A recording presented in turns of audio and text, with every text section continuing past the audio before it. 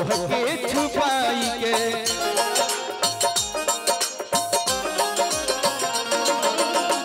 कोठिया के पिजड़ा में सुगना बनाई के 9 महीना रखली तोहके छुपाई के। बाबा देखिए प्रमादरणीय मुन्ना चाचा जी की तरफ से लाखों रुपए का पुरस्कार, दिल से धन्यवाद। अरे कि सही सही पीरा दी होली, अरे कि सही सही पीरा दिहली तोहके जनमाई हो, सही सही पीरा दिहली तोहके जनमाई हो।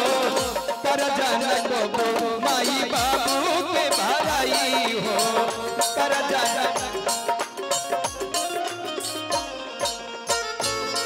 भैया एक धुन याद आ गई। अमृत के धार केहू के तनो पियाई एगो माई बिना, अमृत के धार केहू के तनो पियाई एगो माई बिना। कैसे करे जा जुड़ाई भाई एगो माई बिना, कैसे करे जा जुड़ाई भाई एगो माई बिना।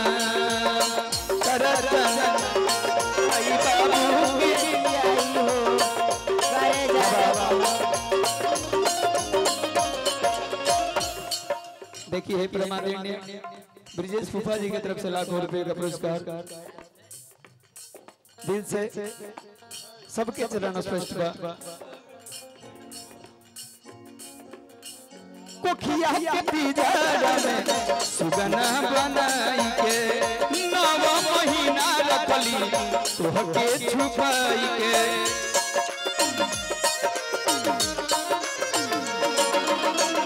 कोठिया के पिजड़ा में सुगना बनाई के 9 महीना रखली तोहके छुपाई के। सही सही पीरा दी होली, सही सही पीरा दिहली तोहके जनमाई हो, सही सही पीरा दिहली तोहके जनमाई हो। कर जान को माई बाबू के भराई हो, कर जान को माई बाबू के।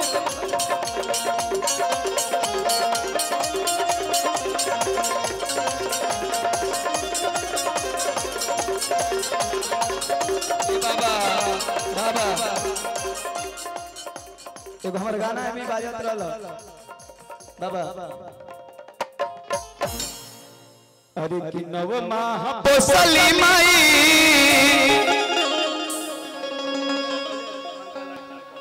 इलेक्ट्रिक वाला भाई से अनुरोध बा, सब जगह अंधेरा हो गया, केहू के पब्लिक नजर नहीं खावत भाई, तबे समझ में आई। मुकेश थोड़ा सा उधर लाइट जला देना अपना, मुकेश थोड़ा उधर लाइट वाला जला इधर से। 9 माह पोसली माई, अरे इज्जत नहीं करेला काहे ये भाई में हम ररुवे पमारेला। वो गाना बहुत जल्द आप सबके बीच में सुने के मिली, रिकॉर्ड हो गई। हम चाहब कि बुलेट बजा दे कि 9 माह पोसली माई,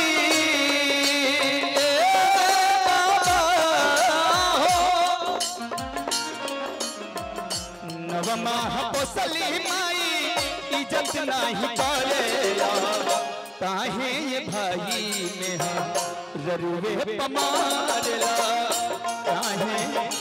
बाबा आज हमके दुनिया में जिक्र बदौलत हम खड़ा बनी परम पूज्य पिताजी हमारे श्री शुभ नारायण जी के द्वारा आज ये पैसा ना आशीर्वाद और हमारी चाचा लोग के इतना सपोर्ट बा। हमारे भाई जितना भाई हमारे घर में बने सबके कि हमारे भाई कुछ कर जाओ।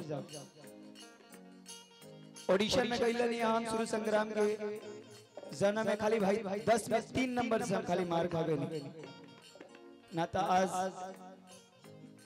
भोजपुरी के ऐसा चैनल जना के माध्यम से आप सब देखे पैती सुने पैती। बॉम्बे बॉम्बे कोशिश रही कि हम ऐसे बड़ कुछ करी और वह सबके सुने के मिले। नवमा पोसली माई इज्जत नहीं करेला, नवमा पोसली माई इज्जत नहीं करेला, काहे ये भाई में ररुवे पमारेला, कि काहे ये भाई में ररुवे पमारेला।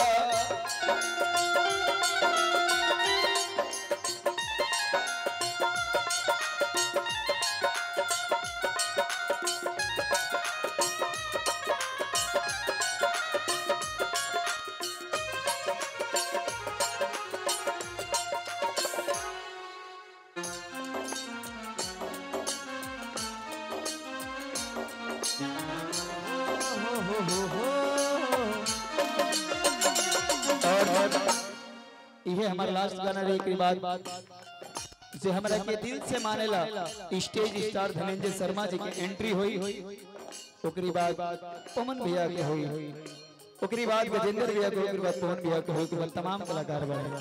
काहे से धनंजय भैया के जैसे प्रोग्राम कैला के बाद वहां के पटना जाएगा, शायद पटना से होगा कि काहे जे भाई में ररुवे पमारेला, कि काहे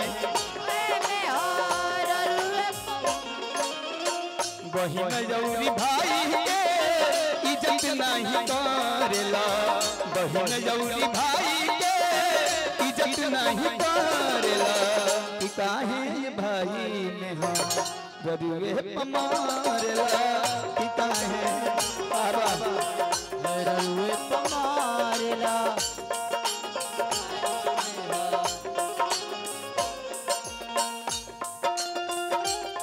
दुनिया को मिटाने आजा, प्यार झूठा कहीं दुनिया को दिखाने आजा, तू तो किसी और से मिलने के बहाने आजा, तू तो किसी और से मिलने के बहाने आजा, काहे भाई में ररुवे पमारेला, काहे भाई। और देखिए भैया धनंजय भैया हम सबके बीच उपस्थित हो गए, हम चाहेंगे कि आप सब जोरदार ताली बजा के स्वागत करें और इनको ग्रीन रूम में बैठा दिया जाए। अरे कि काहे माया में भुलाइल बड़ा तोता।